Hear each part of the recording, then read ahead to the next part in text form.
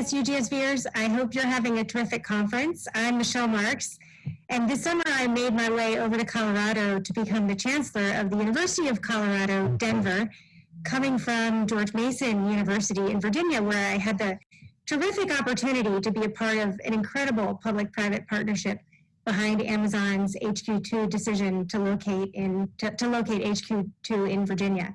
And I'm truly thrilled to be here with an incredible panel of top leaders from Virginia's Governor's Office, Virginia's Economic Development Organization, and Amazon to share a case study of how a statewide strategy investment in talent development from public school through graduate education and reskilling was the impetus behind bringing Amazon to Virginia. So we're going to talk partnerships, tech talent pipeline development, and an incredibly innovative approach to economic development.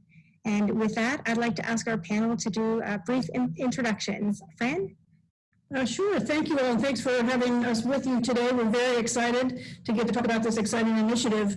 My name is Fran Bradford. I'm the Deputy Secretary of Education here in Virginia in the Governor's Office, and my portfolio includes higher education and the museums, and we work very closely with the economic development folks in Virginia and as well as the private sector. So happy to be here.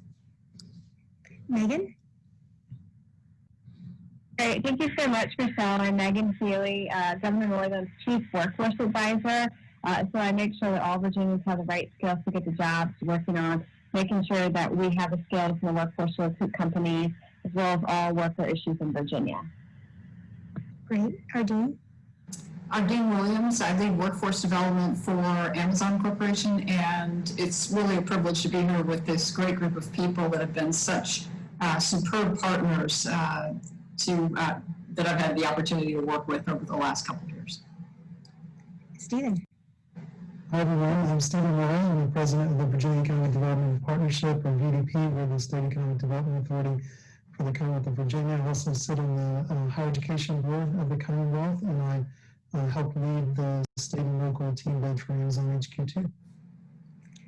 Great. All right. Well, let's get started. Ardine, would you take us back to the thinking behind the nationwide request for proposals to house the second Amazon headquarters, and tell us what you were looking for and why? So it's I'll see if I can put it into a nutshell for you. You know, people ask the question a lot, why Virginia? And the shorthand answer is, we came for the talent, but that's really a one-dimensional answer. And when you followed the press through the process, there were lots of, people would focus in on different items in bids. It was like, oh, this piece of land, or, oh, you know, there's this added incentive, or, oh, there's this cool executive retreat proposed. But fundamentally, it really is about talent, but it's about an ecosystem, because we know that talent attracts talent, success breeds success. And when you look at an area and say, is there a talent pool that more than meets the local need? And for Amazon, we're looking for a mix that's heavily weighted on the tech side and the computer science software development side, but also the tech adjacent. So do you have the talent? Then you take a step back and say, are there the post-secondary institutions, the trade, the professional, the 2-year, the 4-year institutions, the post-baccalaureate, that are able to produce that talent, as well as seed the community with ideas. So is there research? Are they generating patents? Is there that movement of people from academia into business and back again? And then looking for the long view, because we're talking about building a headquarters out over a 10-year period, take a step back and say, what does the pipeline look like for schools? Do high schools have concurrent enrollment? Is there a strong STEM program? What about K-8? Is there a pre-K program? Not only because it creates that diverse, rich pipeline to come into higher ed, but also because it's an attractant for your talent. When you build a headquarters, people want to come because of the quality of the education. And then, you know, that starts to create this great flywheel effect, because now you have this production of talent, you have the ability for people to move between employers that are in related industries or supportive industry, and that fuels back in this public-private partnership that choose the pathways in higher ed and as well as through the education system so that the talent that's coming through that pipeline absolutely meets the needs of the businesses that are located there today, public and private, as well as the businesses that will be there tomorrow. And so while it was a very complicated checklist, what we were really doing was looking for a way to assess that three-dimensional geography of jobs, if you will, that would be the close to the perfect environment to plant that second headquarters so that it could grow and flourish. That's great. Well, Ardine, I know that when Amazon announced that it was looking for a second headquarter location, every state and city in the country perked up. And Stephen, as the Economic Development Chief for Virginia, can you step back in time and tell us what you were thinking? How were you thinking about this? What makes this particular opportunity interesting for Virginia? And knowing that you're going to have a ton of competition for this, what influenced the development of the winning Virginia bid? Yeah, no, great question, Michelle. Well, I would sort of answer that in two dimensions. One that I shared with really all of my counterparts nationally, and one that was somewhat unique to Virginia. So the first piece was just the Amazon HQ2 project was easily the largest competitive economic development project in U.S. history. When you're in the business of economic development, a project with, say, 250 jobs is a really nice big project. A project with 1,000 or more is huge.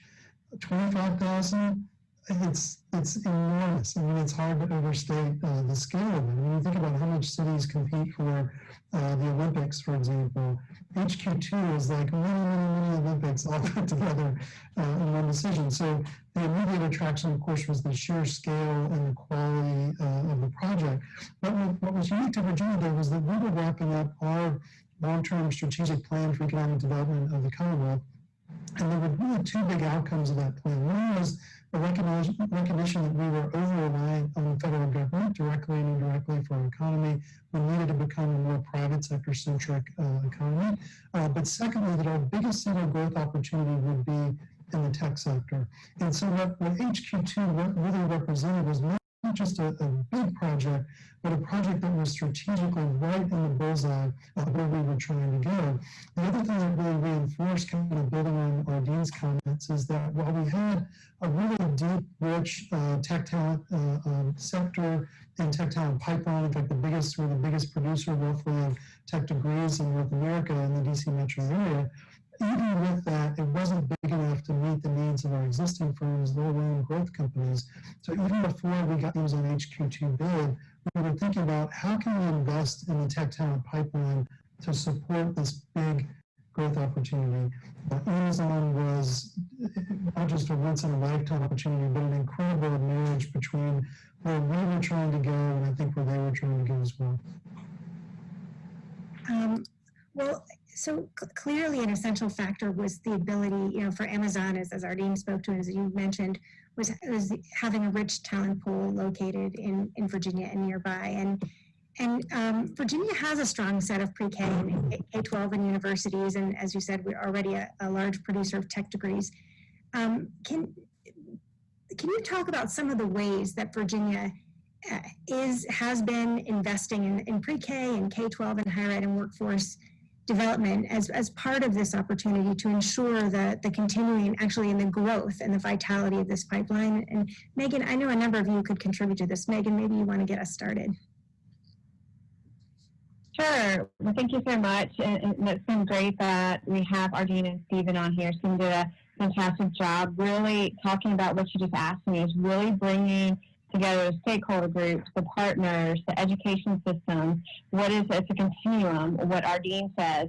We actually have standards for computer science in kindergarten, really thinking all the way through our K-12 system, and that we've done this years ago. We also have a workforce. We know that technology is a foundational skill. So everyone should have some type of technology literacy, or digital literacy, we call it in Virginia. And so we've been working for years on how to build and integrate technology and all things we do in Virginia to support the talent pipeline specifically, but around the state. We have rural Virginia. We have Northern Virginia, where this project is, but really trying to figure out how we can integrate it. we're really bringing the partners together. It's not competitive. Fran, I would love for her to talk about our universities and how we don't have one organization that oversees all the universities or university systems. So it seems like competitive, but really I think everyone came together. We knew this was a strong need. We knew this would be great for Virginia, and then we had to work together to really come up with an ultimate plan built on the foundation that we've been working on for the last 10 years. Yeah, Michelle, I would add to that. Everything Megan said is true, and I would highlight 2 or 3 quick things on top of that. One, Virginia recognizes the value of early childhood education, and if you don't start the children on the path early, they're going to be fewer and fewer as you go up the path who are able to take on some of these more challenging educational experiences. And Virginia has invested heavily recently in early childhood. We've also spent a fair amount of time the last couple of years on the K-12 front, as Megan alluded to. We now require computer science exposure in K-12 before you graduate from high school, and we require a work-based learning experience too before you graduate from high school. All of those things sort of leading up to the ability to really take on some of these more challenging academic programs. And on the back end of higher education, we've really invested too on the research, the translational research side, through the creation of a couple of entities to really push that. So all of this is to drive the talent starting very early so that they are ready to go when Ardine's ready to hire them. And do you want to talk a bit about the higher ed element of this deal? And I don't know if it's Stephen or Fran, but having personally some exposure to that, I mean, I thought that was a pretty amazing accomplishment, getting all that collaboration between all the institutions of higher ed in Virginia. Well, Stephen can talk more broadly about all of the cats herded. One of the things that I think was really exciting about this proposal, and one of the things that really helped get it over the finish line, was the fact that all institutions had the opportunity to participate if they wanted to. And I think candidly, when we started the process and Stephen started the process, we thought maybe 2, 3, 4 institutions would probably participate. And at the end of the day, all but one of the public 4-year institutions signed on to this, including both of the public 4-year HBCUs as well as the community college. And I think having everybody have the opportunity to participate and get excited was both a benefit to the output end, but also to the system of higher education as a whole. Yeah, I would just add, Michelle, first I strongly agree with the comments Megan, Dr. Healy, and Fran Bradford made. One of the great advantages that we had was that Virginia already has one of the best public schools in the South, one of the best in the country, one of the best higher ed systems in the country as well. When we looked across the landscape and thought about what other states were going to offer Amazon, one thing that we recognized, literally in the first 24 hours, is there's going to be a bunch of states that offer $5 billion or more in incentives, $5 billion with a B or more, and indeed there were. And there was just no way Virginia was going to do that. We're much more conservative about our finances and so forth and incentives. But what we thought we could really distinguish ourselves on was doing something unprecedented from a tech talent investment perspective. We had done a couple of pieces of research that kind of informed this. One is we realized that the tech talent challenges that we faced in Virginia, the tightness between supply and demand, was actually there in every state in America, probably every country in the world as well. So we were absolutely confident every state was going to have this challenge. Second, we thought, well, we would not be one of the larger bids from an incentive perspective. What we could do is make a historic investment in these great higher ed institutions, and indeed in the entire talent pipeline from K through 12 all the way to graduate school. And so what we ultimately put together was a commitment to invest about $1.1 billion over 20 years to double, within a few years, to double the number of graduates that we produce each year in computer science, computer engineering, and related fields at both the bachelor's level and the master's level. As Fran said, we literally had almost every in Virginia participated. There's also the creation of Virginia Tech of an entirely new innovation campus in Northern Virginia, inspired in large part by the Cornell Technion campus in New York City. In addition, your former institution, Michelle, as you know, undergoing a large expansion of its graduate campus in Arlington as well, George Mason University. So all these things went together in the bid to Amazon And after the project was ultimately announced, we worked with Fran and other state leaders and General Assembly leaders to work through all the details of performance-based agreements with each of these institutions. So we're providing not just operational funding, we're providing funding for new facilities, new buildings, new labs, hundreds of new faculty lines, as well as professional development for K through 12 teachers, online curricular development, and so forth. We're really looking at the entire pipeline. It's a very ambitious effort, and as far as I know, it's the biggest investment any state has ever made in computer science education. Yeah, it's pretty incredible. And Ardine, from your vantage point, from the vantage point of Amazon, what made this, what was distinctive about the Virginia bid? I think Stephen laid it out really well. I think there's the collaboration piece was huge.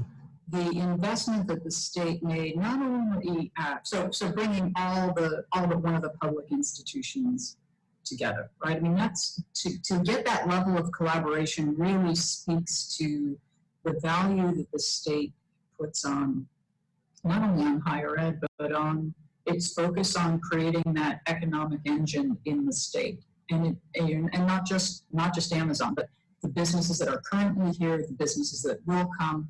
The businesses that come from the innovation centers that are happening at the universities. And then from our perspective, this, Amazon it has this view of, hey, we think about things for the long term.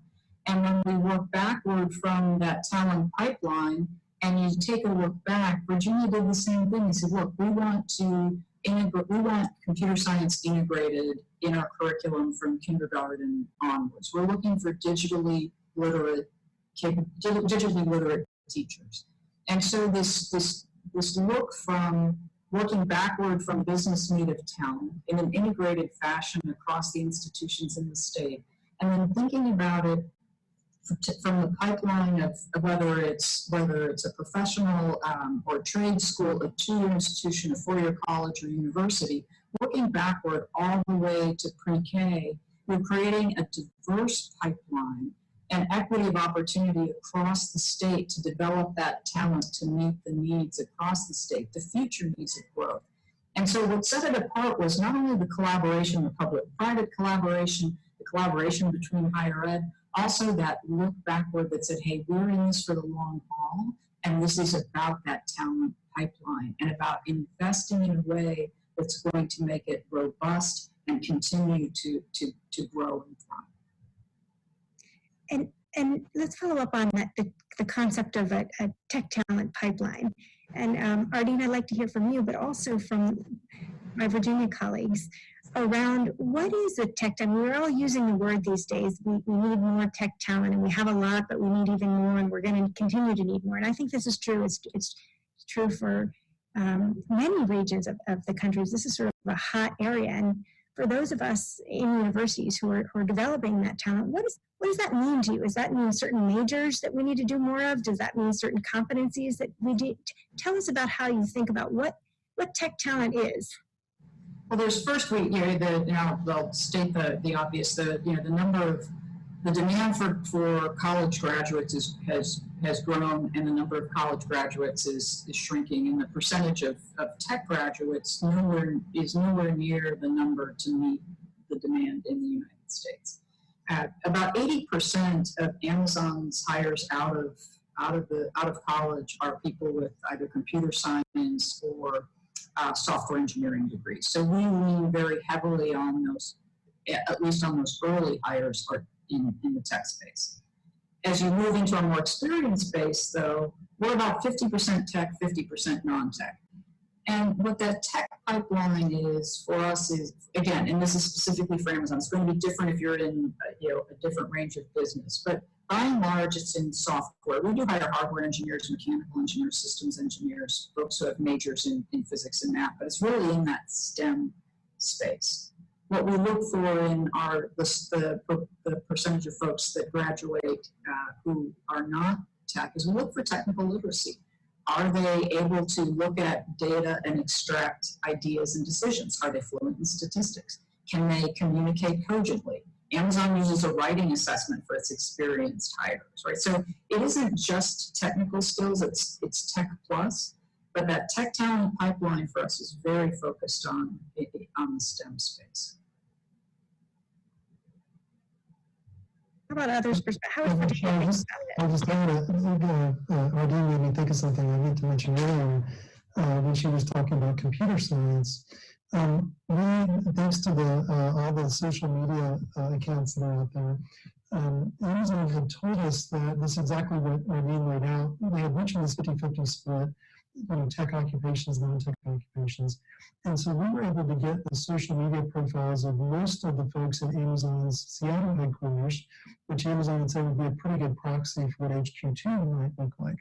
And when we take out the non-tech positions like HR, finance, accounting, marketing, et cetera, and just focus on the half of the headquarters employment that is tech occupations, half of those, fully half of them, had at least one degree in computer science. And that was by far the dominant pipeline, not the only one certainly, but the dominant one by far. It's a very rigorous degree program. It's got several things that really lend itself well to prepare people for those types of occupations. And that's really, that information plus the knowledge that every state had this supply-demand gap is why we really put our investment there.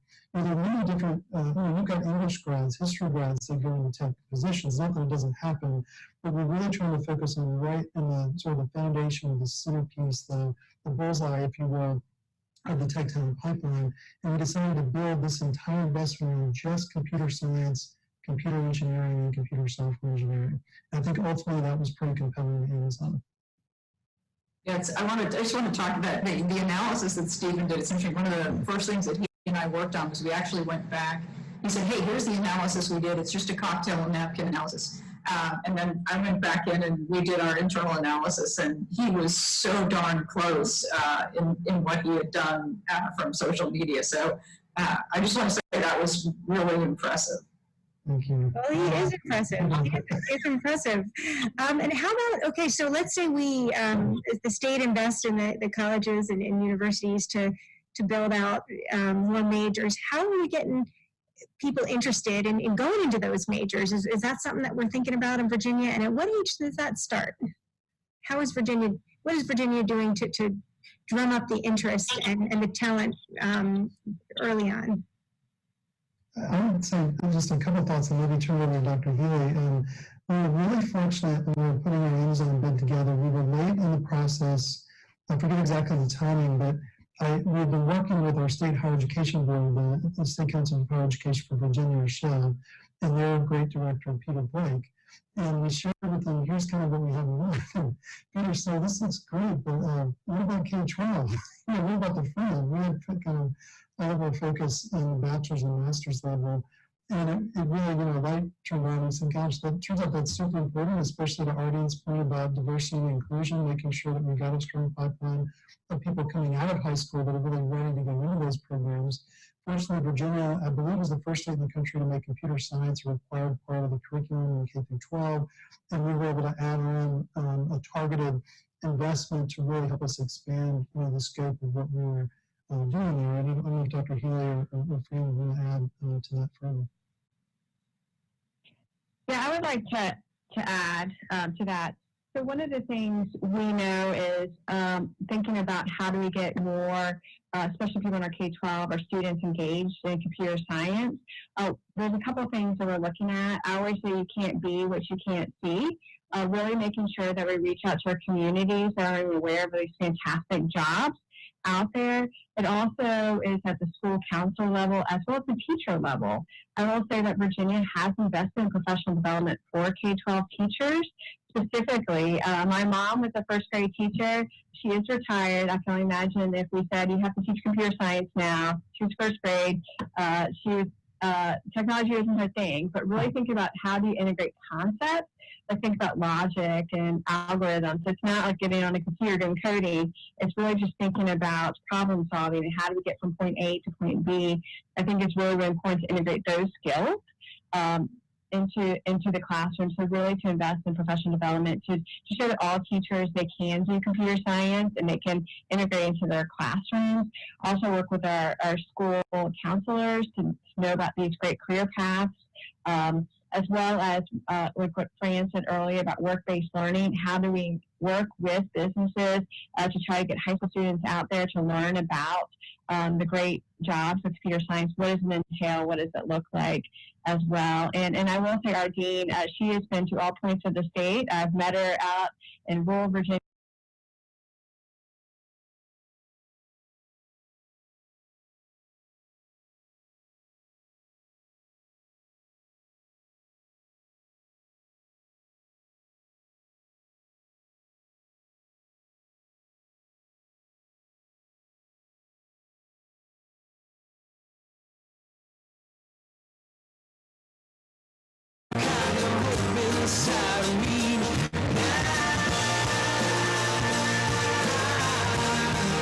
For their educational experience for the near future. I think there is some plus to that right now, right? Because now we can expose students and their families to some things that we probably wouldn't be able to do if we were in the classroom sitting at our desk. And so this, I think, is a unique opportunity to take some positives or take advantage of what's happening right now and expose students and their families to some of these opportunities they wouldn't have otherwise.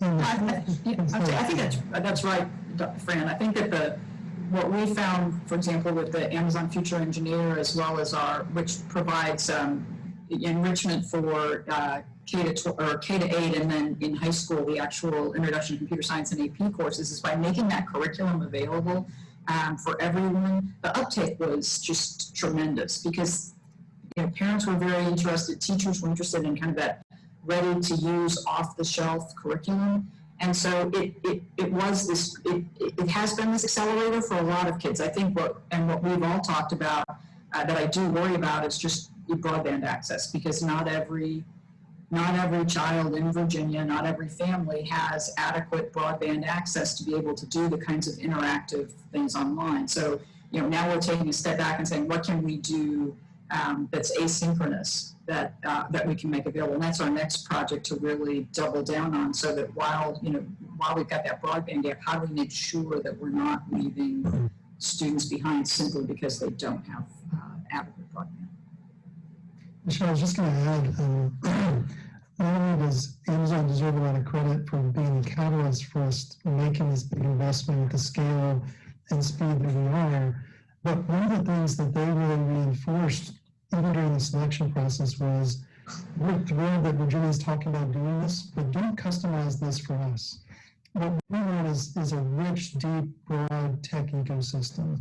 And so one of the great things about this is that while certainly Amazon will benefit from it, there's no requirements for anyone to get work for Amazon, and the programs are not customized for Amazon. We're really talking about building core tech skills that can transfer across many different occupations and companies within the tech sector. Yes. So that's very exciting, and I can really relate to Ardine's point around the broadband access, and we're seeing that now as around the country with schools and institutions of higher ed having to move to virtual learning, and how it's affecting lower income families so differently, and many of them just don't have access to broadband or even the technology to do their education that way. I want to go back to the discussion we were having earlier around the fact that all but one higher institution of higher education in Virginia participated in this, and also that it was an unparalleled, unprecedented investment in higher education from the legislature. How did you do it? Like, how did you herd the cats? I mean, even getting all of the higher ed institutions in the game, getting both sides of the legislature to agree on this investment, getting the governor's office and team on board. I mean, how did you work together to craft a response on a scale that's frankly unheard of?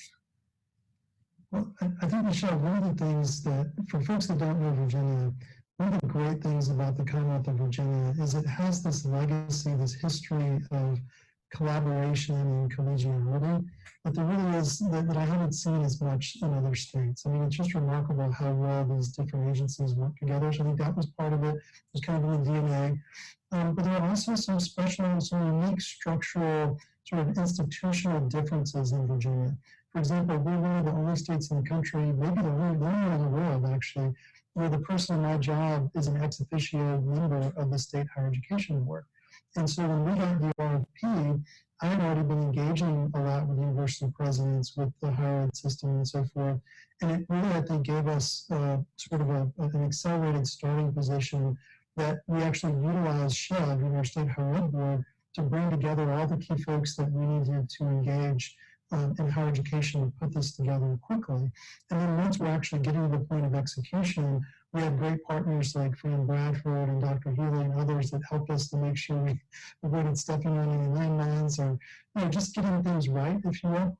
Another key institution in Virginia that's, I think, fairly unique for the Commonwealth is that we have a special commission that's existed for about 10 years that includes both the administration and the leadership of the legislature. It's called the MEI Commission, the Major Employment and Investment Projects Commission. But it's basically the group that can meet in closed session in a nonpartisan way with both the executive branch and the legislature together to work through the details and vetting and due diligence for large incentive offers before the decisions are made. And we were able to take advantage of that, the fact that that entity already existed. They're used to working together. They're used to working on big projects. And that worked really well.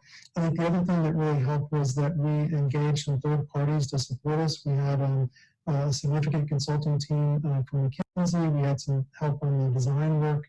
And then we just had that great collaborative spirit, not just at the state level, but with our regional and local partners together. It was absolutely a race, and it was very challenging, but I think everybody was committed to work together. I think ultimately to produce a proposal that would not just be competitive, but would be reflective of Virginia's values. And that's one of the reasons why, not just that people were excited that we won, but one of the things that gives me the greatest comfort and joy as I think back on this is how proud people are, not just that we won, but how we won. And that the way that we have done this together is helping position the whole Commonwealth for a bright economic future. Yeah, and Michelle, I hesitate to even follow that, but I think the one thing I would overlay on that, or maybe underlay, is the politics of the time in Virginia were such that there was not a lot of enthusiasm for just giving money to the institutions without knowing what they were going to get in return. And this really is just a straight, buying the output. It's not investing in the input. It is, except at the K-12 level, as Stephen and Ardine alluded to, but it really is paying the institutions for the production of degrees. And if those degrees don't come, the money doesn't come. And I think that was pretty unique to Virginia's proposal, but it was also a large reason why the body politic was actually as enthusiastic about it as they were. Yeah, and I would like to add to that, basically legislators do love outcomes and performance beyond paying for the individual degrees. The funds that were used for innovation centers and outside had to be matched funds, and so there was still some accountability that the universities that were building out campuses and programs had to have skin in the game as well. So what are the lessons learned here? I mean, we have folks from probably all 50 states at this conference and many countries around the world. I mean, what are the lessons learned in this type of partnership? I'd love to hear each of your perspectives on that. I would mention one for higher education, and that is that obviously in general, public higher education in the country is facing real funding challenges the last couple of decades, and mostly because of the crowd out factor from state pension obligations and Medicaid and so forth that's impacted just about every state. But one of the things that this project helped to illustrate, and there are many others, this is not the only example in the country, is that states can fund not just sort of general fund support for institutions and capital projects for institutions, but whenever higher education can make a pretty direct contribution to creating high quality jobs, if there's a way for higher ed to be a part of that. I personally found in multiple states that legislators are absolutely willing to make those significant investments, particularly if they can be done in a performance-based way, as Dr. Healy and Fran Bradford reinforced. So one thing I would just encourage higher ed leaders and economic development leaders to think about is, while this will never be the primary funding base for higher ed, it is a very real, I think, untapped funding opportunity in most states that could be tapped more frequently than it is currently. Yeah, and I would add to that, I think, just at a very base level, and we talked about it earlier, get buy-in early, be flexible, right? The original good idea wasn't really the final great idea that we ended up with, and make sure everybody gets credit. I'd say probably three things for me to build on what Stephen and Fran said. I think take the long view. I think Peter Blake's comment, I think that, Fran, that's what you were alluding to, was, hey, what about K to 12? Because you can create this factory if you don't have the supply chain set up from pre-K forward, it's not going to happen. I think the second piece is a rising tide does raise all boats. And if in fact you build a talent pool, the talent pool that's being built isn't specific to Amazon, it's specific to an innovative economic engine, and that's what the region needs. And the third piece is that public-private partnership, and that collaboration not only across those public institutions, but also across multiple businesses. And having that group come together on a regular basis also fuels that innovation. And Virginia has this very unique, really the whole region, this unique collaborative spirit that already has many of the institutions and mechanisms set up to do that, that made it very easy to come in and to put our shoulder to the wheel to help continue to grow. Yeah, I think this project really opened better lines of communication amongst all parties and stakeholders that we did not have before. When you set that goal in the middle of the table and said, we're all working towards the same goal, again, going to what Ardine said and Fran and Stephen about the collaboration, I think this just really sets a model and a foundation for future projects. If it's other industries and the workforce, around other sectors, other new sectors that are coming to Virginia, but really collaborating, but really having an innovative spirit. Also, I think sometimes higher ed gets stuck in how they do things, and this is this and that, and we're bringing all the different levels from faculty to administrators to the government to the business coming together to make a real difference. It's been fantastic.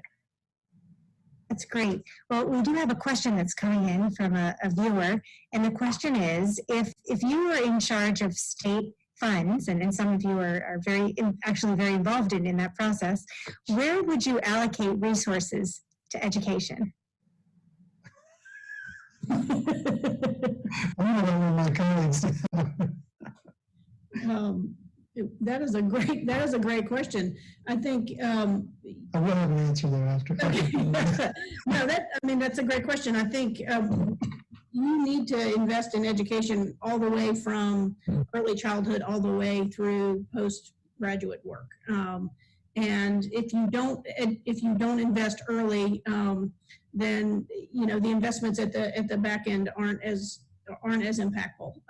And so I think you've got to invest obviously early, but you also have to invest where investments haven't been made before. I think as Ardine alluded to, the number of college graduates is shrinking.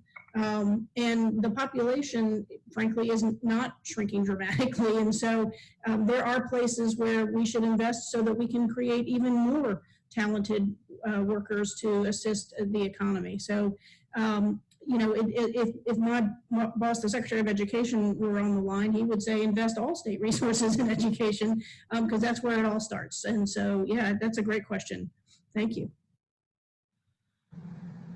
I think I would just investment. One of the things everyone on this phone we've talked about is really about the equity issue, specifically in computer science. That there's many Virginians don't see themselves in computer science. They might not have the best education. We know computer science is a lot of math. We have lots of conversations about that, like high school readiness. And I just really would use more money to outreach to many more Virginians, really identifying this pathway and saying, you can do this, you can go work at Amazon.